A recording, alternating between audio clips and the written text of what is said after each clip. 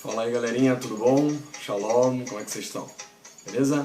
Espero que os estudos tenham ajudado vocês essa semana. Hoje eu vou falar uma coisa um pouquinho diferente do que a gente fala geralmente nos outros vídeos. A gente vai fazer um pouquinho, a gente vai refletir um pouquinho, pensar um pouquinho. Geralmente a gente pensa o seguinte: a gente deve crer sem duvidar ou não? As pessoas geralmente têm a consciência de que a fé ela é uma crença que você não precisa duvidar, você não precisa pensar, que aquilo ali está pronto e acabou. A verdade não é assim. Tudo na vida a gente tem que repensar. Por quê? A gente imagina lá o relato de Gênesis. Antigamente as pessoas pelo relato de Gênesis acreditavam que o planeta Terra estava no centro do universo. Mas isso não significa que fisicamente isso aconteça. Porém, Raverim, a leitura não quer dizer que o texto esteja errado, mas a leitura que as pessoas fazem dele está errado. Isso acontece com vários escritos, com vários tipos de textos. Pode ser que a revelação tenha chegado na parte escrita, só que nós não compreendemos de fato. Então por isso que nós devemos tentar compreender a Kadosh Baruch Hu. A gente tem que tentar entender o sagrado. O sagrado ele precisa ser entendido. Muitas pessoas elas acreditam que, por exemplo, os ateus eles estão completamente isentos da verdade porque eles não creem. Na verdade, os ateus chegaram numa conclusão talvez fisiológica, porque eles não receberam, não tiveram essa transmissão, não tiveram essa transmissão do testemunho do que é a verdade do sagrado. A gente estudando o livro Derech Hashem, a gente vê que Rav Ham ele queria, na verdade, trazer esse conhecimento pra gente. Ele fala, na verdade, ele tentando conceituar Hashem, o sagrado, ele começa a falar que Hashem ele não é dois. Na verdade, Hashem ele é a forma mais simples, ele é a forma mais, digamos assim, mais simplificada, pshut, de existência. Nós somos compostos, a gente tem uma alma, a gente tem um corpo, né? A gente existe, a gente tem personalidade. Por exemplo, a gente pode ficar zangado e triste. O sagrado não pode ter isso.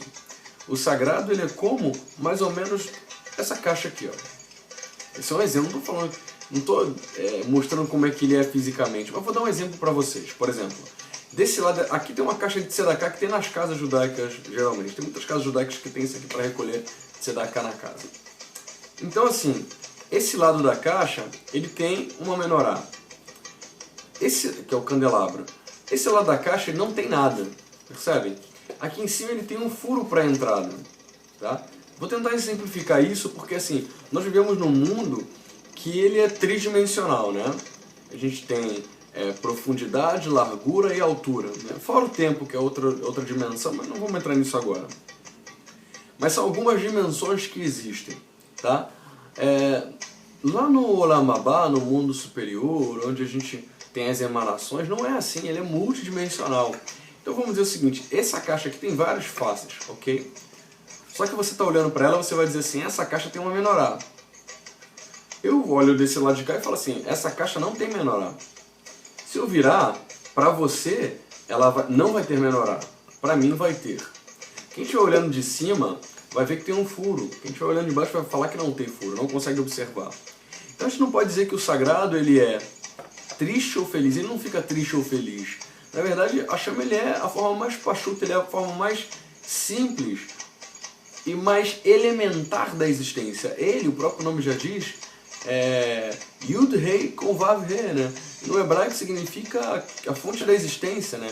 Aquilo que existe, ou ele existe. Então, assim, o sagrado ele existe de maneira completa, de maneira única em todo o universo. Então, os ateus quando falam que só existe universo, na verdade estão dizendo que eles só acreditam em Hashem, né? Então, assim, de certa forma, tudo está conectado. Por mais que alguém não creia, então o universo, se a gente for falar assim, a partícula mais elementar de inteligência universal, por mais que ela seja um átomo ou menor do que um átomo, ou seja, a menor existência que a pessoa consiga encontrar, lá Hashem está. Então ele é a forma mais elementar, então ele pode conter dentro dele todas as nuances das verdades universais que nós conhecemos. Então, na verdade, Raverim, não é que a Hashem ficou triste comigo. Não, a Hashem é feliz, triste, contente, é tudo. Não tem como nós definirmos quem ele é. Porém, nós podemos duvidar da nossa percepção quanto ao que ele é, quanto à nossa percepção do que a gente enxerga ele, e naquele momento pode ser que para mim eu esteja vendo a melhorar em mim. Eu estou olhando uma das faces do multi-universo de faces que Hashem tem.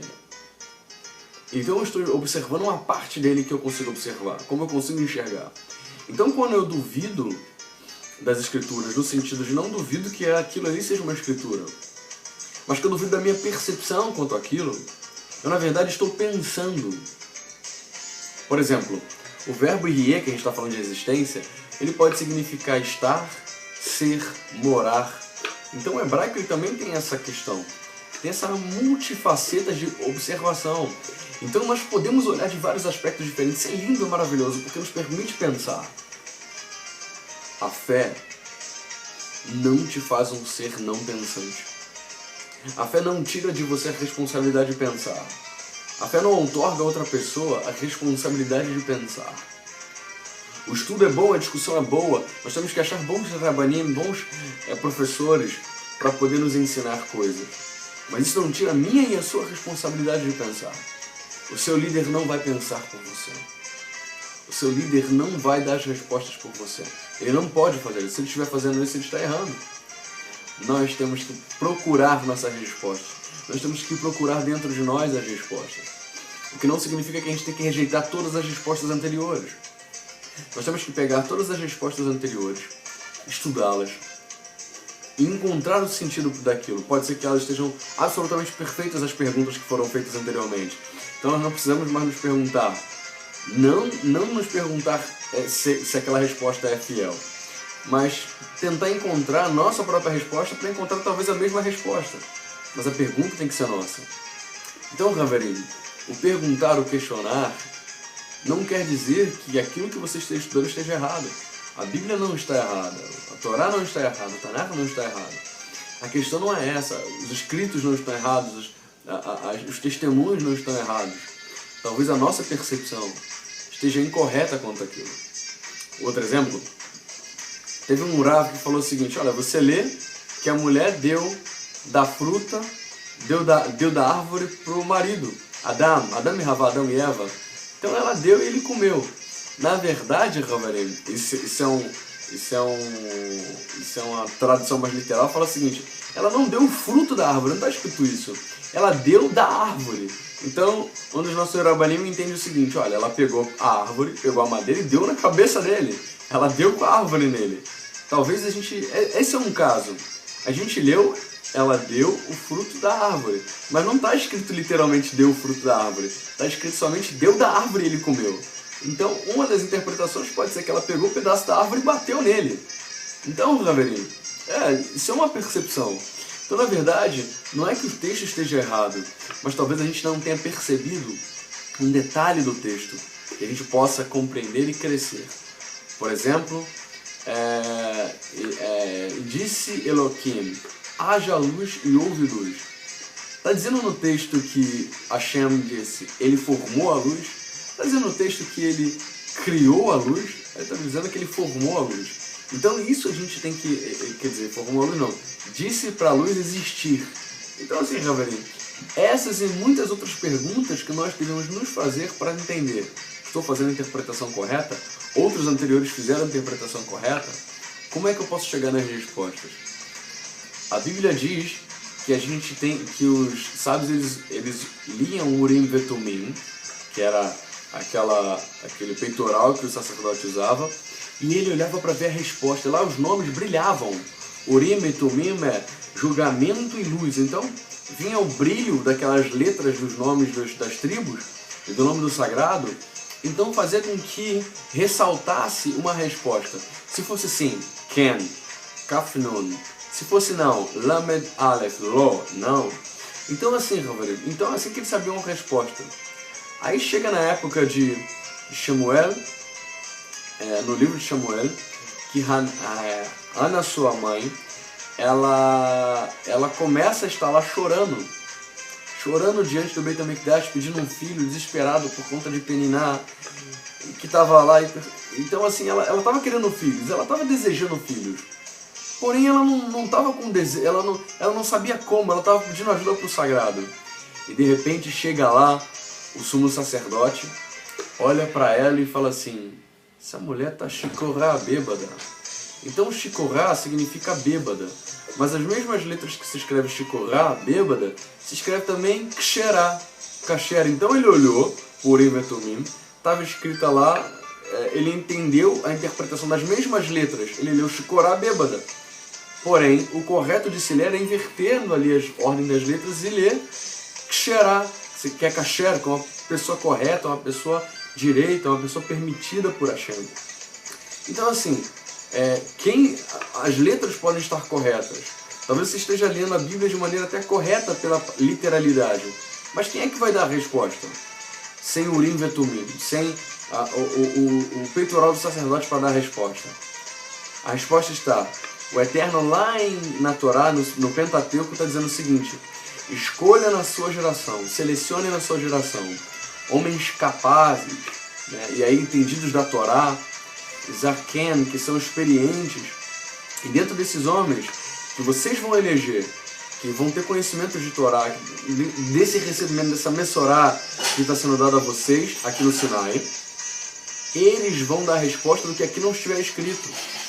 Está escrito isso na Torá, no Pentateuco está escrito lá.